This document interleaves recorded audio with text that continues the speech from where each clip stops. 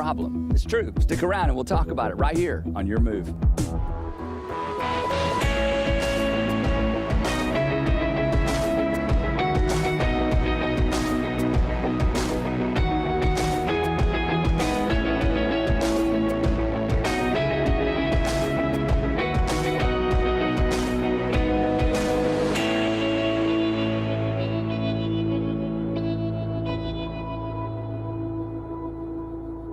Well, we're starting a brand new series today called David. We're going to talk about the life of King David. The story takes place and begins in about the 11th century BC.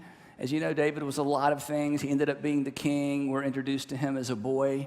But ultimately, he lived in a very, very, very violent time. In fact, it's really almost impossible for us to get our minds and our hearts around the kind of world that David lived in, or that anyone lived in ancient times, especially when it comes to ancient warfare. When it comes to ancient warfare, here's what we do, and we can't help it. We glamorize it, we fictionalize it, we sanitize it, we romanticize it. You know, we do all kinds of things. And Hollywood has helped us with Braveheart. You know, it went to another level. Gladiator, it went to another level. But even on Hollywood's best day, there's no way to take us into the world of ancient warfare because you have to smell it and you have to fear it.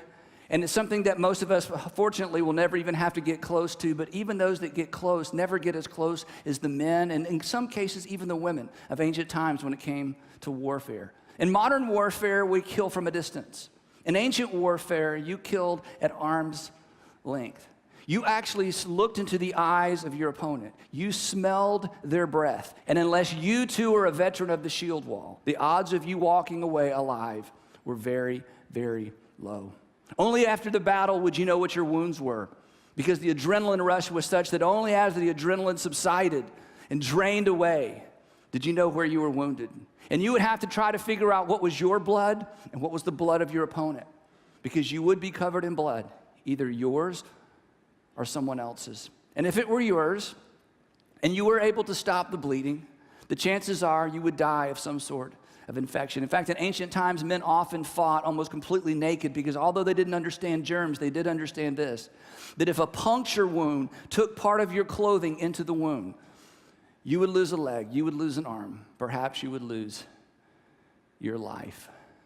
And if your brother to the left or to the right lost their courage and turned and ran, you would most certainly die on the battlefield. And before anyone could come and take your body, rescue your body, or bury you, the birds of the air and the beasts of the field would be there to prey upon your flesh. Isn't that like the greatest introduction to a sermon you've ever heard in your whole life? Now, the Philistines gathered their forces for war and assembled at Socoh in Judah. Saul and the Israelites assembled and camped in the valley of Elah and drew up their battle line to meet the Philistines. Now, the Philistines occupied one hill and the Israelites another, with the valley between them. And you know the story. And a champion named Goliath, who was from Gath, came out of the Philistine camp. His height was 6 cubits and a span, about 9.5 feet tall. His spear shaft was like a weaver's rod, and its iron point weighed 600 shekels, about 15 pounds. This was not a throwing javelin. This was a killing, a stabbing spear. It was about 6 feet long, and on the end, the steel weighed about 15 pounds. And Goliath, no doubt, because of his height, would stand in the second rank, and he could reach over the first rank of his own army and kill and kill and kill and kill and kill. So Goliath stood, and he shouted to the ranks of Israel, "Why do you come out and line up for battle? Am I not a Philistine, and are you not the servants of Saul?" Saul was the king of Israel, and Saul was Israel's first king. "Choose a man and have him come down to me. If he is able to fight and kill me, we will become your subjects. But if I overcome him and kill him, you will become our subjects, and you will serve us." Then the Philistines said, "This day I defy the armies of Israel. Give me a man and let us fight each other." But on hearing this, on hearing the Philistines' words, Saul, King Saul, and all the Israelites were dismayed, and they were terrified. And Goliath came out day after day after day after day for weeks. And Israel needed a champion. And they looked to their king, and they looked to their king for two reasons. Number one, he was the king. And number two, King Saul was the tallest man in Israel. When he was chosen as king, one of the reasons he was chosen, he was handsome and he was head and shoulders higher, taller than everybody else. So when a giant walks into the valley and challenges the nation of Israel, the armies of Israel, you look for your tallest guy. And it was the king. And they had placed their hope in their king, as they should have done. And by placing their hope in their king, they waited for the king to come out of his tent and to challenge Goliath. That's where their hope lay. And this is where our story begins to intersect with this story from the Old Testament. Because here's what's true of you and what's true of me. We place our hope in what we depend on. It's just what we do. We place our hope in what we depend on. We place our hope in who we depend on. And when the person that we place our hope in disappoints us, oftentimes the measure of our hope becomes the measure of our disdain or the measure of our anger. Certainly it is the measure of our disappointment. This is why you and this is why I have the potential to resent our parents more than anyone else, because our hope was, or perhaps still is, in them. Saul, in the story, is conspicuously missing. His credibility slipped away as each day passed with no response. And as his credibility waned, the army's hope died. The army's hope went away as well. Now, this stalemate between the armies of Israel and the armies of the Philistines, it really illustrated the fact that God never really wanted Israel to have a king anyway. That God wanted Israel to look to him to be the king. Because God knew, as we all knew, that wherever you place your trust, that's where you place your hope. And God wanted Israel to place their hope in him.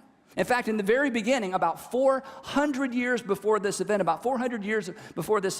God established Israel as a theocracy, basically a nation of laws that was administered by judges. That God would be the king, and God would give the law, and the judges would administer the law, and that's how the nation was to go. And this put Israel, this is amazing, especially if you're a bit skeptical about the Bible or new to Christianity.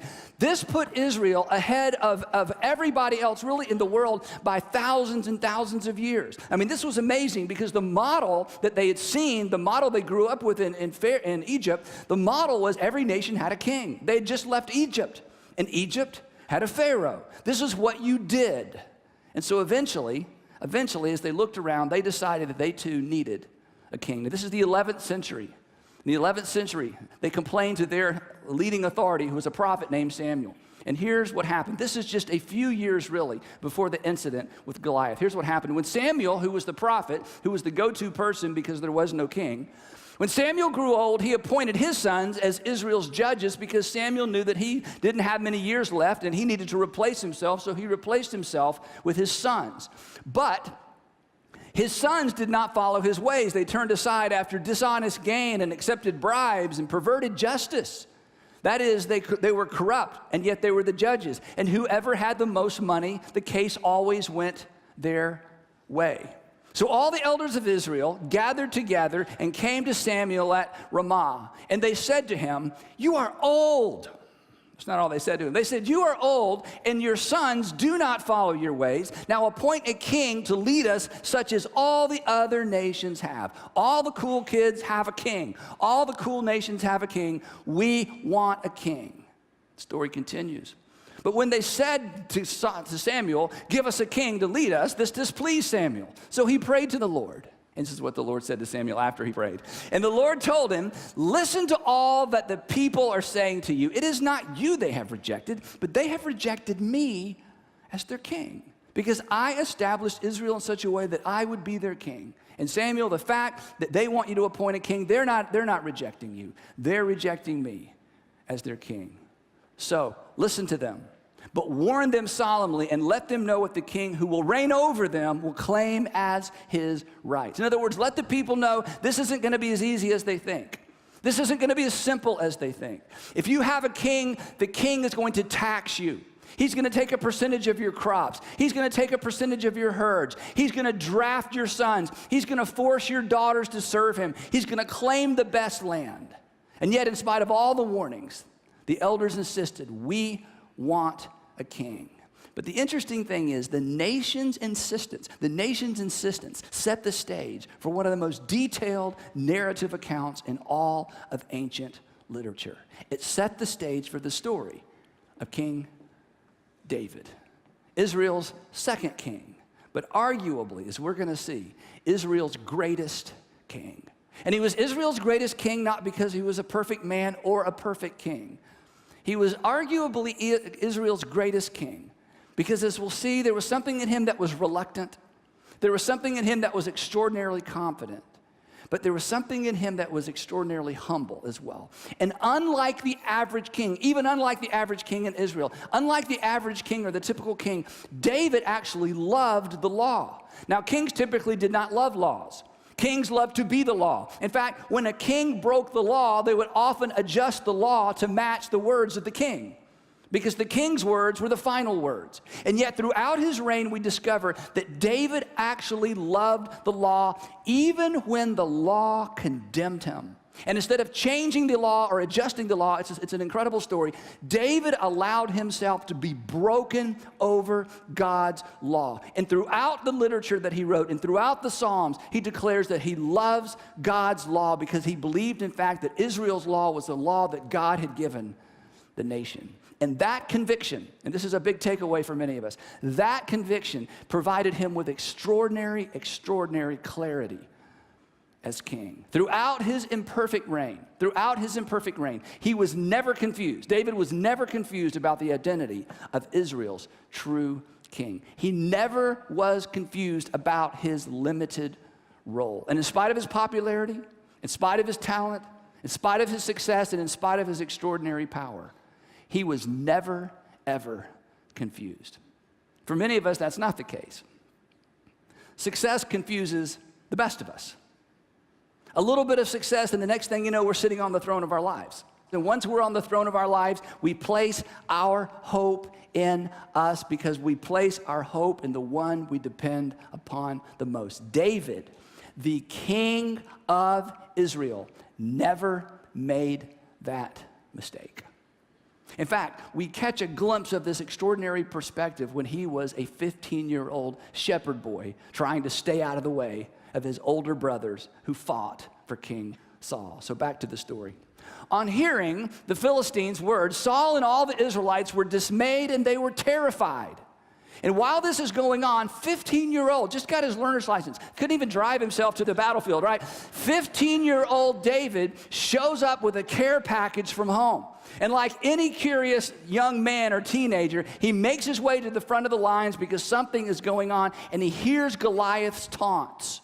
And he hears Goliath's speech. It's the same speech that he gives twice a day. This has been going on for a month.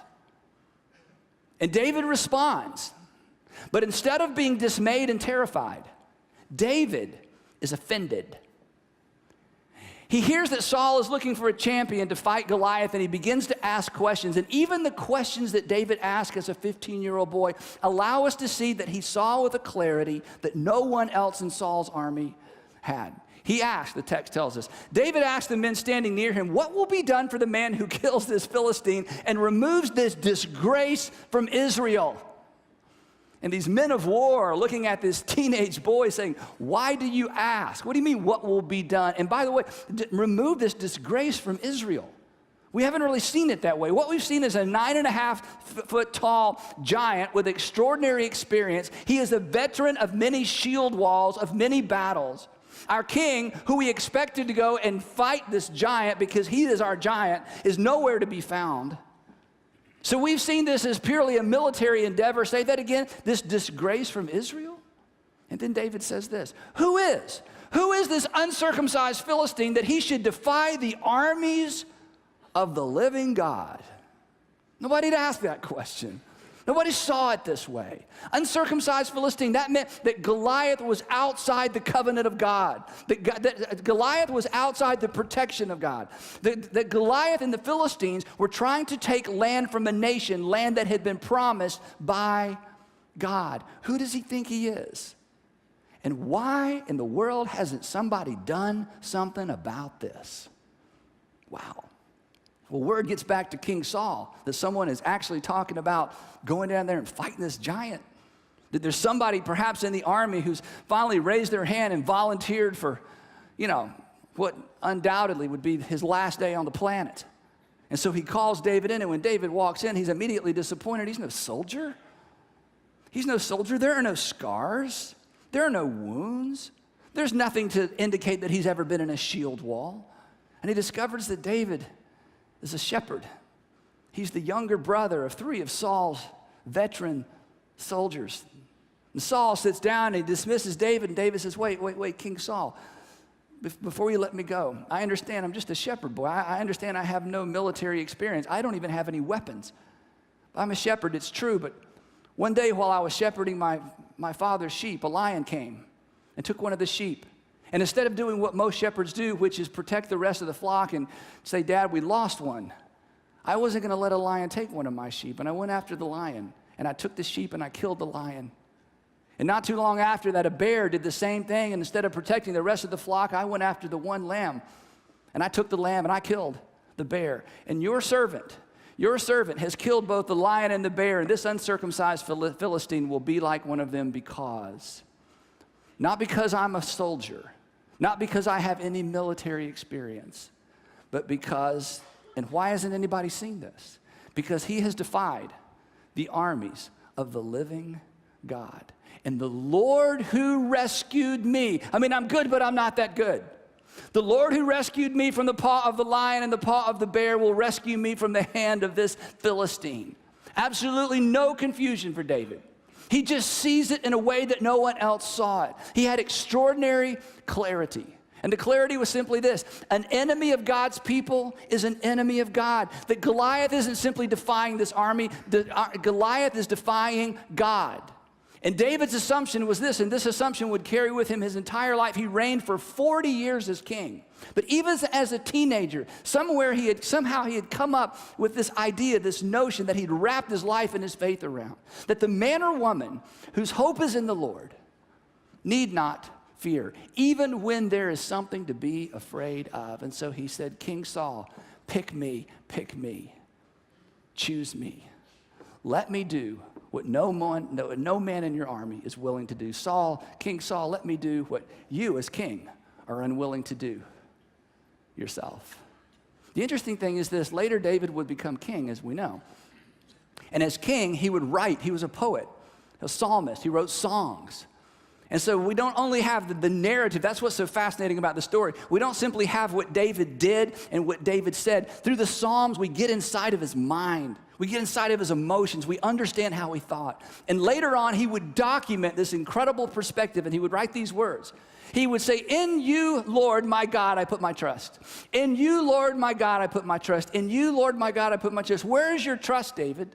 Is it in your talent? Is it in your power? Is it in your ability and your influence as king? No, I have placed my trust in the Lord. This was the posture that God desired for the entire nation, and they just wouldn't stay there. They wanted a king. But in their second king, they found a man who understood the perspective that God wanted the entire nation to maintain. And in this king, we discover a man who maintained a perspective that your heavenly Father wants you to maintain and wants me to maintain throughout my life as well. He says this: no one who hopes in you will ever be put to shame. No one who hopes in you will ever be put to shame. And then he writes something that kings don't write. Then he documents a thought for us that kings don't generally embrace. It's so unusual. He writes, guide me. But David, you're the king. But guide me in your truth and teach me, for you are God, my Savior, and my hope is in you all day long. My hope is in you all day long. So back to the story. 15 years old, clear-eyed, confident, and yet in some strange way humble.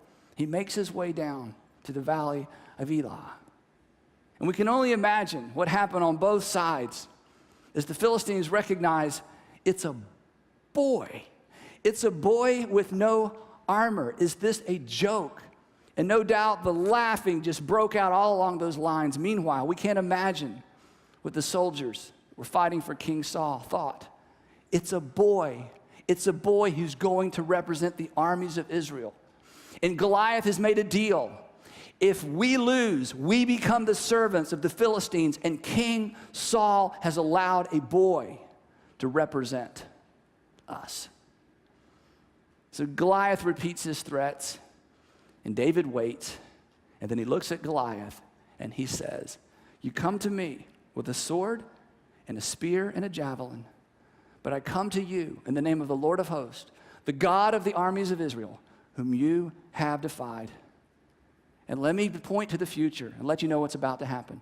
I will strike you down, and then I will feed the carcasses of the host of the Philistines this day to the birds of the air and the beasts of the field, that the whole earth would know that there is a God in Israel, and this assembly will know that the Lord does not save by sword or by javelin or by spear. For this battle is the Lord's, and Goliath, he will deliver you into my hands." And then he killed him. And he instantly became the most popular person in the nation of Israel. And he became the most feared man among the Philistines. And then the Philistines made a tragic, tragic decision. They turned and they ran. And the slaughter lasted all day long. And the Israelites enriched themselves on the plunder from the Philistine camp. And David had simply done what King Saul failed to do, because David saw something that King Saul could not see. And so it is with those whose hope is in the Lord. They see clearly, they act confidently, but they walk humbly. They see clearly, they act confidently, but they walk humbly. They recognize, and here's the key, they recognize that they can't control outcomes because there are too many variables outside of their control.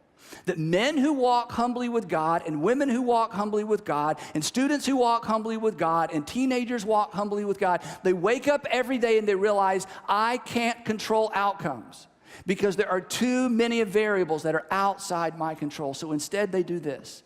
They lean the weight of their life against the one who has the whole world and all the variables in his hands. And they declare with David every morning, "In you, Lord my God, in you, Lord my God, I put my trust. My hope is in you all day long." Imagine waking up tomorrow and making that declaration before you even get out of bed. Imagine driving to work and there's things you're not looking forward to, there are things you are looking forward to. Imagine in the midst of your greatest success, when all eyes are on you and you are the smartest person in the room in that moment. And you whisper under your breath what David must have whispered under his breath 1,000 times, "Oh Lord, my God, in you I put my trust. My hope is in you, not in me," all day long. And in those moments when it looks like the world is turned against you and that Goliath will in fact take you down instead of the opposite, that you whisper under your breath, "In you, Lord my God, I put my trust. My hope is in you all day long." I've never been able to control outcomes because I have no control over the variables that determine outcomes. That was David, an imperfect king, an imperfect man, but who never, ever throughout his reign turned his back on the law of God and the God of his fathers. This weekend, I participated in the funeral of a 25-year-old young man that I've known from years ago and known his family. And generally when we do celebration services or memorial services, I always invite the family. I said, this is your service. We're celebrating your son, 25 years old. Tragic, tragic, tragic loss. So if you'd like to speak, you can, but if you don't want to or can't, we understand that. And in most cases, parents never speak at their own child's memorial service or funeral. It's just too difficult. But in this particular occasion, mom, dad, and younger brother all stood up together, and each of them spoke. And I witnessed a brokenhearted father, a brokenhearted mother, and a brokenhearted brother declare their hope in the Lord.